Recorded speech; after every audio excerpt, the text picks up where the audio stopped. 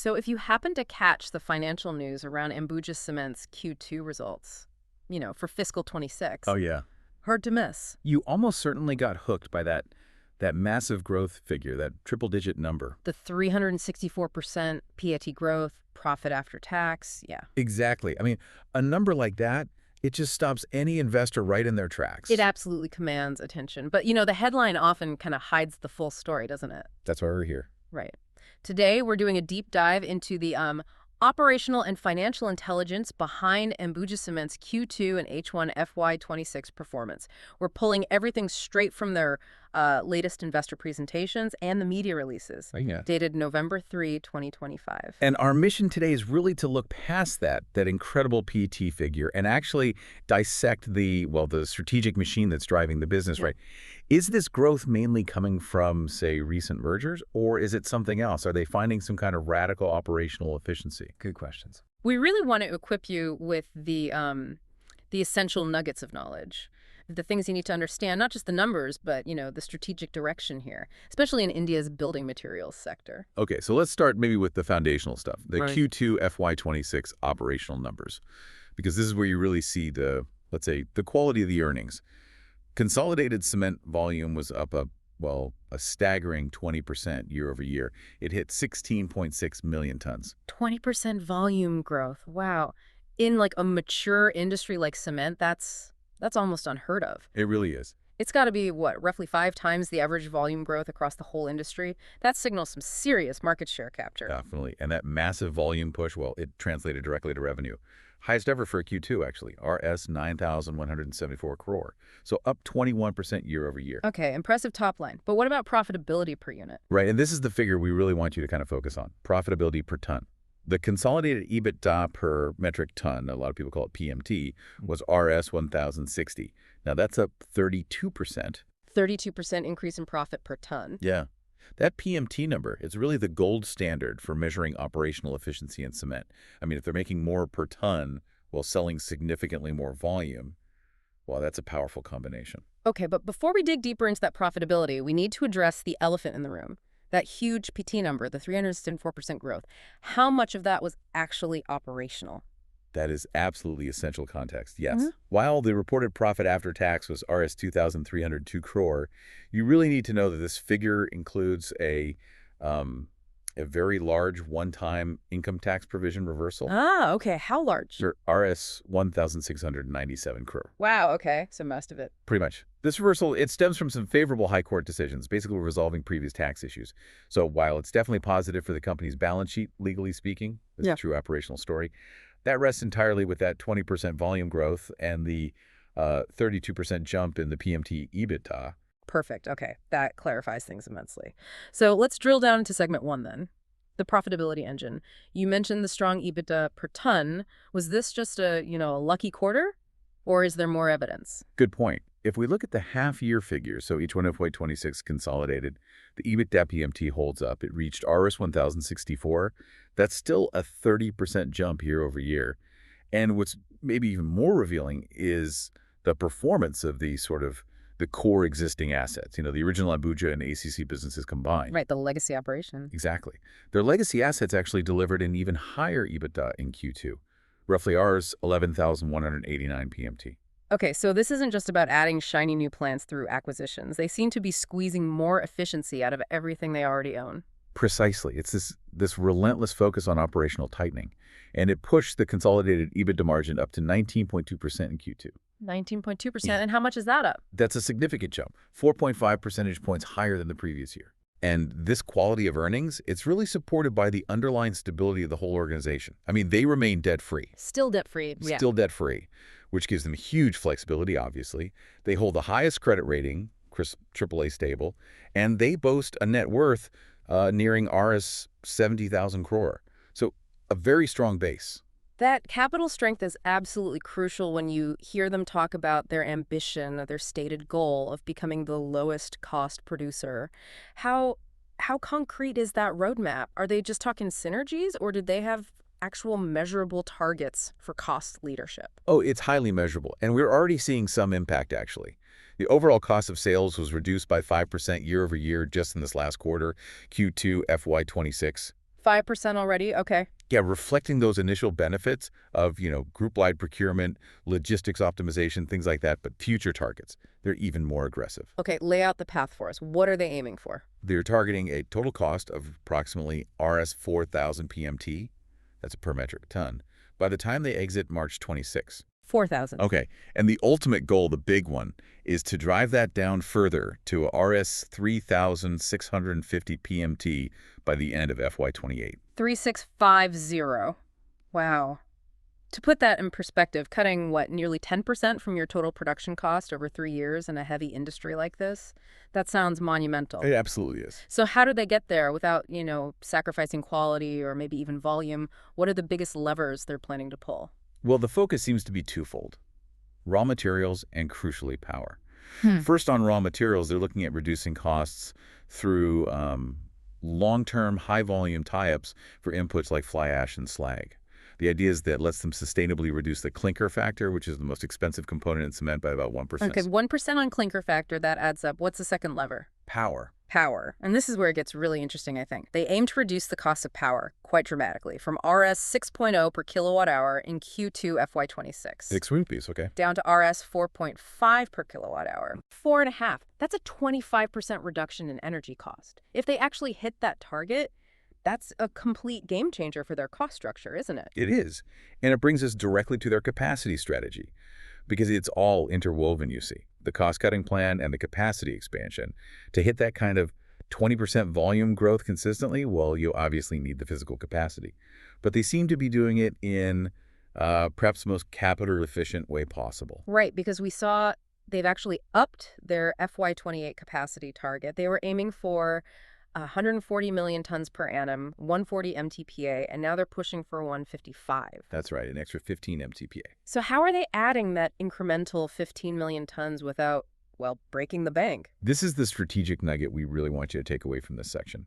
The majority of this extra 15 MTPA, it's going to be achieved mainly through what's called debottlenecking their existing facility. Debottlenecking. So instead of building a whole new factory, they're basically identifying and fixing constraints, sort of like traffic jams, in their current plants to boost the output.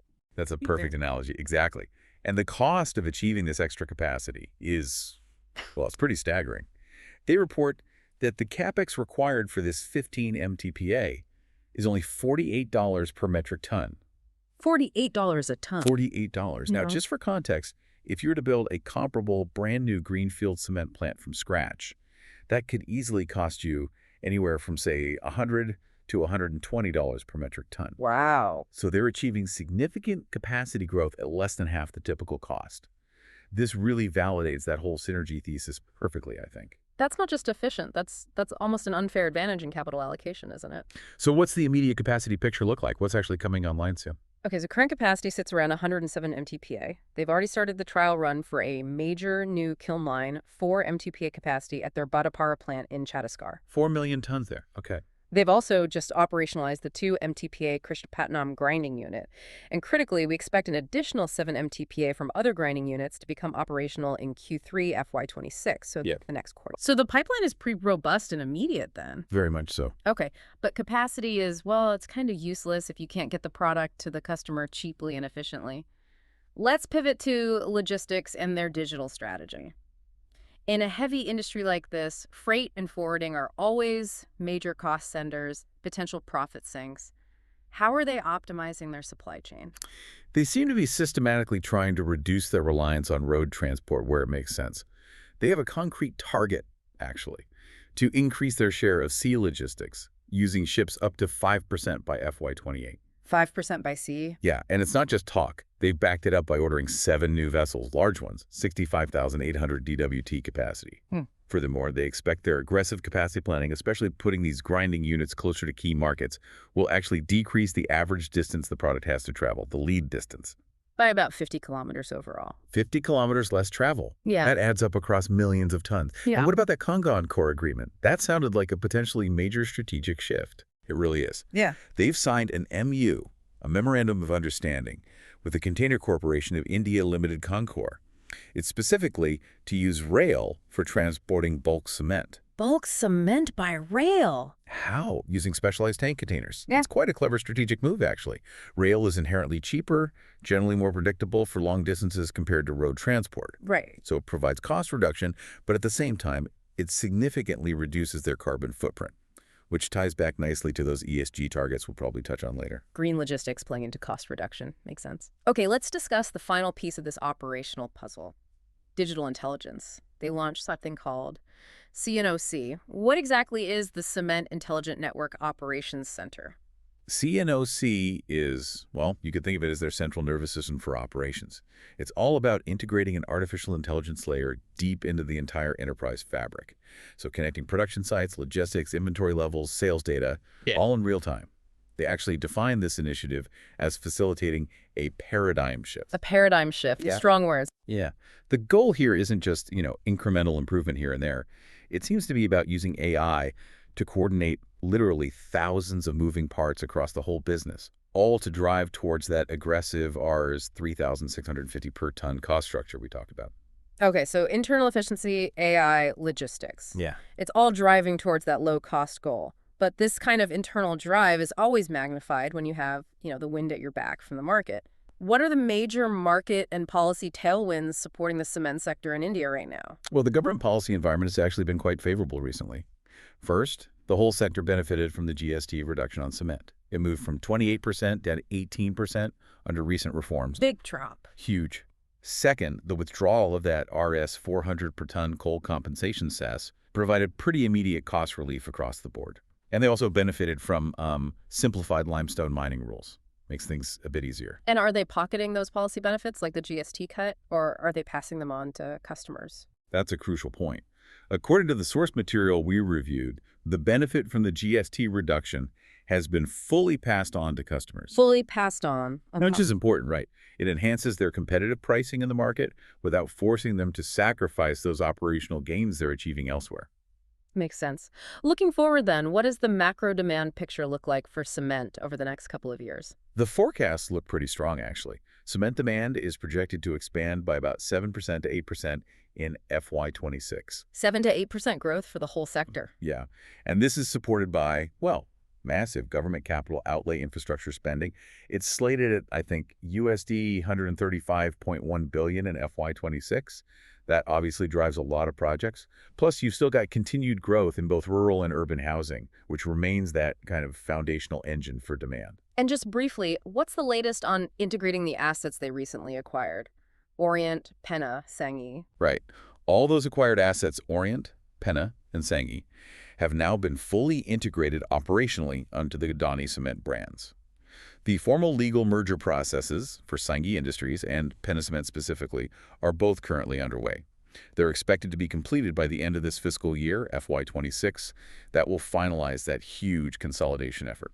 Okay, consolidation wrapping up. Let's pull some of these threads together now and talk about ESG, environmental, social, governance. We heard about the Concor partnership supporting green logistics. But how are their big renewable energy targets directly translating into those power cost reductions we discussed earlier, the ones needed to hit their cost goals? That's the essential linkage, isn't it? That target to slash power costs from RS 6.0 per kilowatt down to RS 4.5, it is entirely dependent on their renewable energy strategy succeeding. Right. So how are they doing on renewables? Well, they just commissioned another 200 mW of solar power. That brings their total installed renewable energy capacity up to 673 mW now. 673. And the target? The target is 1,122 mW by FY27. So still a way to go, but significant progress. Okay, and in terms of actual usage, how much of their power needs are currently met by these green sources? Their green power share, as of the latest data, has reached 32.9%, almost a third. 33%. And the goal there? The commitment is very aggressive. They're aiming for a monumental 60% green power share by the end of FY28. 60%. 60% green power by FY28. Wow. Yeah. And if they hit that 60% green power mark, then suddenly that RS 4.5 per kilowatt hour power cost becomes achievable. And that really cements their cost leadership position. So you see, the ESG commitment here isn't just about, environmental virtue signaling. It's actually become a hard-nosed operational imperative. It's driving core profitability. That's a really key insight. We should probably also note they're standing on water usage, which is often a big issue for heavy industry. Absolutely. The company is confirmed as being water positive. Annualized, it's about 12x positive, meaning they replenish 12 times the water they consume overall. Interestingly, during Q2, thanks to the heavy monsoon, the Ambuja standalone level was actually nearly 30 times water positive. 30 times positive. Incredible. Yeah. And they also maintain zero liquid discharge ZLD across all their manufacturing sites. So strong on water. And finally, branding seems strong too. It does. They were recognized again as India's most trusted cement brand 2025. That's the fourth year running. And it seems to be paying off commercially. Their high-margin premium product share is strong, 35% of trade sales, and the volume in that premium segment was up 28% year over year, supported by installing, I think, 13 new blenders to help optimize the product mix. Okay, so a lot going on there. Let's try and wrap this up for you, the listener. This deep dive, I think it really shows that while that headline Pete number was, let's say, distorted by the tax reversal, the underlying performance here seems driven by a truly relentless focus on operational leverage. The core takeaways for me are: first, that exceptional volume growth way above the industry. Second, a highly capital-efficient capacity expansion using that debottlenecking approach at that game-changing $48 per ton rate. Right. And third, a unified, robust cost-cutting strategy that seems quite credible. And that strategy, as we discussed, is really held together by two key pillars now. Digital intelligence, sort of epitomized by that new C Center, and the big shift towards green infrastructure, especially renewable power. So as you digest all these numbers and strategies, maybe consider this provocative thought. In an old-school, physically heavy industry like cement, how quickly will this combination, A, artificial intelligence coordinating operations, and B, deep investments in green power, how quickly will that fundamentally redefine who the market winners are? And maybe ask yourself, what does it really mean when the race to be the lowest cost producer seems like it's now being won on the digital and the sustainability fronts? Something to think about. A fascinating convergence indeed. That's all the time we have for this deep dive. Go forth and apply this knowledge.